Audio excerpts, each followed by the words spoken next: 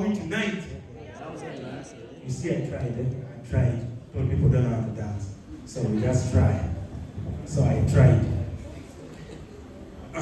Last time I was here, MC Kashu Wakabi told me to be mindful of my language because we have kids in the show.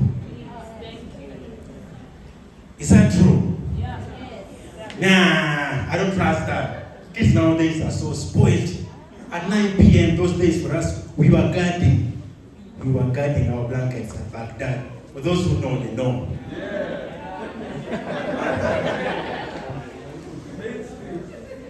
Yeah, I see kids nowadays are so spoiled. For us, the only show we attended were the free shows, always during daytime. And these shows were actually not shows. These were promotions. The Coca-Cola promotion and MTN promotions. In fact, we were not even taken. We would sneak from home. We go to the shows, but we were down. We reach the show, we forget that we escaped from home. We go and participate, and we win t-shirts. We get back home without t-shirts. Now questions start coming. Where did you get that t-shirt from? I won it from promotion. Who took you there? Why did you go there? That is another stick. Kids are so spoiled nowadays.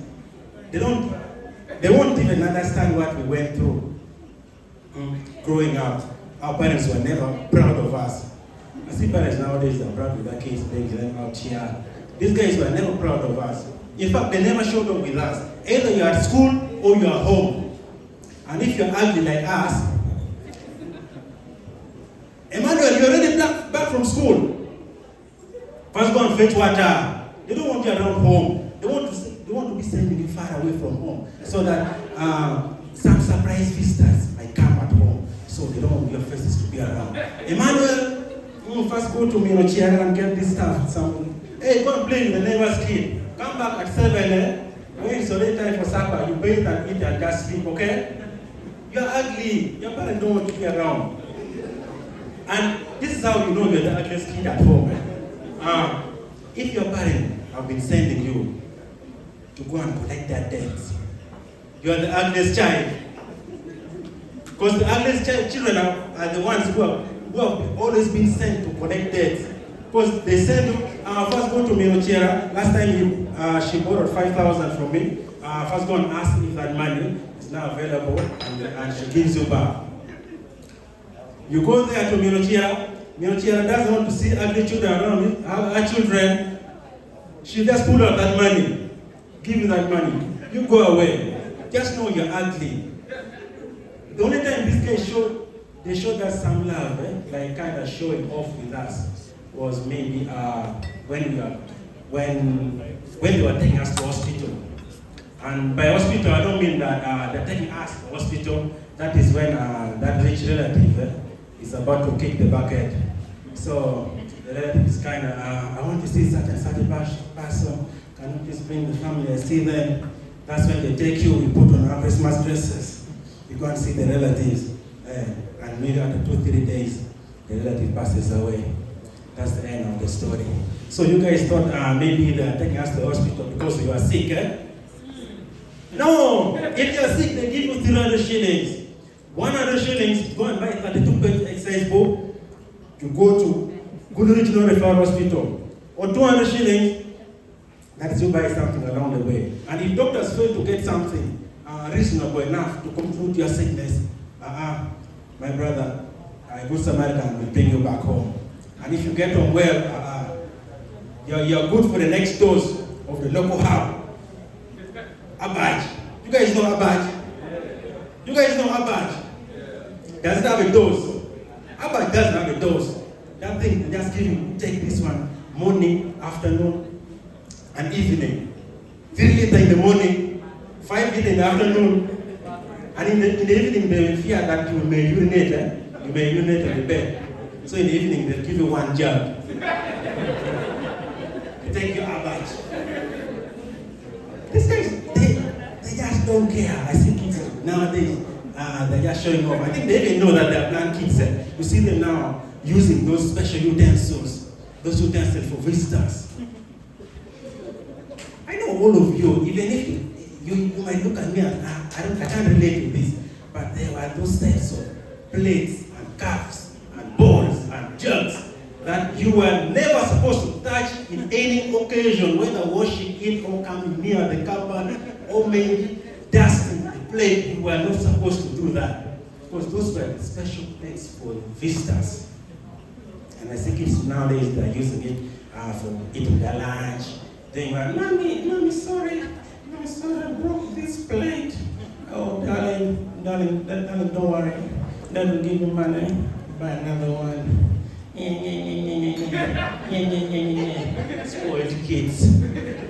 Spoiled kids of nowadays. Those days, it's like we were even not wanted, first of all. It's like they just had us because they were afraid to die.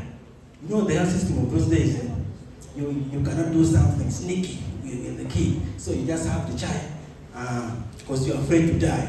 And when we got out, that is when they tried to kill us when we were already out. They start giving us food overdose. Those days, if you go at our place, you see us when we were young. We look like tiny little mini politicians. Pot belly, very fat. For us, we thought we were enjoying life. They were just mistreating us with excess food. These guys, they wanted to kill us. And if you are sick, if you fall sick, that is when you understand that at some point, it's not the disease that's going to kill you, but your parent, the one trying to kill you. Because the process of medication those days, I think it's nowadays parading with the cannulas, they're parading with the lines, they have sugar-coated tablets and the rest. What sugar-coated tablets? The tablets we used those days, they first ask, is it malaria? Yeah, I think he has fever. The fever is very high. He's also diarrheating. Okay, I think he has malaria and diarrhea. Hey, nurse, first bring those bottles here. Those days they used to serve medicine. They serve medicine like food. Bring the container. Hey, give him 3 spoons of Panadol. And that sound alone can traumatize. The sound of that medicine alone can traumatize. 3 spoons of Panadol, 3 spoons of chloroquine, 3 spoons of quinine, and 1 spoon of Piriton. They collect for you that all that medicine. Now, you are at the hospital, they were serving you medicine. That medicine, if you have to put in your plate, is almost 1 plate. They were serving you medicine. Now you get back home, the smell of that medicine alone, so they traumatized you. So you get home, you don't want to take the medicine. That is where now your parent comes in. That is where you start questioning your life.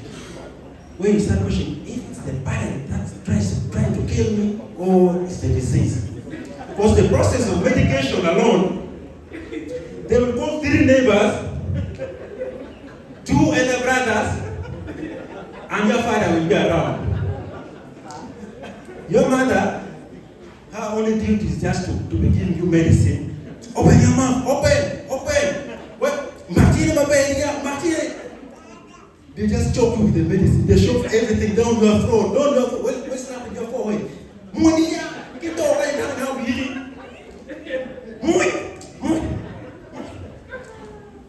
At some point, there was a day I really doubted. I was like, are these guys really my parents? Are these guys really my parents? You know, I want to say this. If you never doubted your parents when you were young, you never had a good childhood, I would say. At some point, you will doubt that, are these guys really my actual parents? Or my parents are somewhere else? Yeah. These guys, they will mistreat you like I see nowadays, fathers that are trying to sneak their kids for DNA testing. They sneak with their children to go and do DNA tests. For us those days, we wish there was a way we sneak our parents and do DNA testing on them. So that we ascertain if our parents are somewhere else, we can either go to the streets or we migrate. Things were tough. They were doing things that you cannot do to your child. Those days, they never cared. Doing rough things. like remove you from UP school. You are there enjoying life in UP school. They take you to a private school. And in a private school, you know, if you're from UP school, I know some of you here might have had the experience. I was enjoying my life in Gulu Prison. How many of you know Gulu Prison? Yes, my brother there knows. I was enjoying my life in a public school, Gulu Prison. Everything was just free during time for food. We fight, we get the food, we speak vernacular. They took me to Unified. I reached there, first problem, English. It took me two terms to even make one friend. Because the English those guys were speaking, I cannot understand, and I cannot speak. And English I was speaking was non-existent. Everything was just tough for me. Coping up was a real challenge. I went home. My dad was like, you get used, that's why you learn the English. I was like, you guys don't care. You really don't care about me. They don't care. Because, you know what? They know that you are from a humble background. Humble family. Let's say humble family. You know, like they say, there's rich family and the poor family. Now they don't say poor family, they say humble family. You know you're from a humble family. They take you to a rich school. That is not where the problem starts. Like one time, I was in class. I was just about 3 weeks in Unified. You know, this girl sitting beside me, like from the back desk, she raised up, the teacher was there just teaching science. She raised up her arm. Excuse me, sir. You know that English school there? Excuse me, sir. I think Emmanuel is eating class. I said, yeah. Emmanuel, are you eating? You have food in class. I said, no, sir, me food, I don't have, sir. Then the teacher said, where do you think Emmanuel is sitting in class? Because, you know, I think that teacher also studied in UP school before, so our English kind of understand one another. They kind of relative. Why do you think Emmanuel is sitting in class? She was like, sir, you know these rich kids, they speak both English both at home and at school. So every time, even if they're playing, they play in English. For us, you don't know how to play in English unless you're acting like the president. So he was like, I think Emmanuel is eating in class because I'm smelling something coming from the desk side. I'm smelling something coming from his desk side. She was like, what is the smell like? Can you say, what is the smell? Are you smelling food? She was like, no, sir, I'm smelling Kimbo. That's why what is it again? Sir, I'm smelling Kimbo. Emmanuel, do you have Kimbo? I said, sir, no, I don't have food. I don't have Kimbo. I left Kimbo at home. I just smeared Kimbo because my Vaseline, we don't have Vaseline. The teacher made the whole class to contribute 200 shillings to buy a movie for me. So the following day I went back to school. The teacher bought a very big movie. No movie, they bought for me a very big movie. So I went with it home. I went home like I just won a very good prize. I told my dad about the whole story. The guy took the keyboard, he took the Vaseline back to school. I can buy things I want my children to use. So this one, you put it in class here. After break, if any child get dirty and ashy, they can come and smear this oil here. Emmanuel, we go back home. I don't even attend school that very day. These guys were rough. They never showed love. And even like during break time, you know, at break time, you're there with your friends. When you are from a humble background, your friends are pulling out buttered bread, they're pulling out biscuits, or you're pulling out roasted cassava, you're pulling out a food. Things become kind of sticky. They're pulling out splash, ribena, or you're pulling twistua. They want to shoot over the weekend, and the thing is so fermented. You really fear to open. You want to drink something in class, you try to open. Shh. You have to wait until break time. There, when you can now open, you start enjoying But you know, kids also, at some point, you also want to test. How does this splash taste like? How does the Ribena taste like? So you start befriending these little kids. And these little kids, when you start befriending them, they've got a servant. At break time, you carry their bag. At lunchtime, you carry their bag. That is when they give you a thought on the cup, on the bottle caps. They give you a thought, you test. Mission for the day is accomplished. And if you are lucky, on the days when they are sick, you know, sometimes they come to school and their parents kind of send them to school. And if maybe by that time they're not feeling well, they can't pick you. So that is when they bump them a lot of stuff, more juice, and more bread. And that's when they're sick. They have no appetite. And it was the best days for us. We are just waiting for those moments to come. So, if they're sick, they give us the whole box of Ribena, the whole box of Splash, or the whole package of the bread. We'll take that bread. You know, you also want to kind of boast with those things at home. If you go like, today I have a special package. So one time I went back home with my Ribena. So my mother started asking me, Emmanuel, where did you get this juice from? I said, my friend gave it to me. Which friend is that one that I don't know? All your friends stay around here. Which friend is that one that I don't know? And I know all your friends around here, their parents cannot afford this juice. I was like, the other friend of mine that stays in senior quarters. So like, okay, you see what I don't like? You've started comparing yourself with rich families' children, You've started comparing yourself. They started beating me. This is how you become a thief. I don't want a thief in my house. You need to learn how to work with what you have. I said, also you, why are you poor? Why are you not rich like them? Also, you beds. That day I slept outside. They never showed us love. The only love they showed us was maybe during Christmas season. That is when they take us to Wino, this lower Wino, those days. And this Wino is where they start buying for us clothes. And I see kids nowadays, they're dressed like fashionistas, they have fit things, they have their good shoes. But for us, if they're buying us clothes, they buy for you multi-purpose clothes.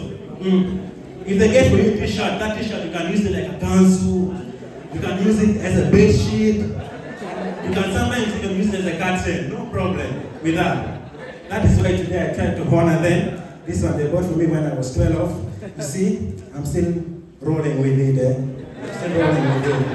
It still looks nice, Still looks nice on me. Thank you everyone for coming. My name is Nuele.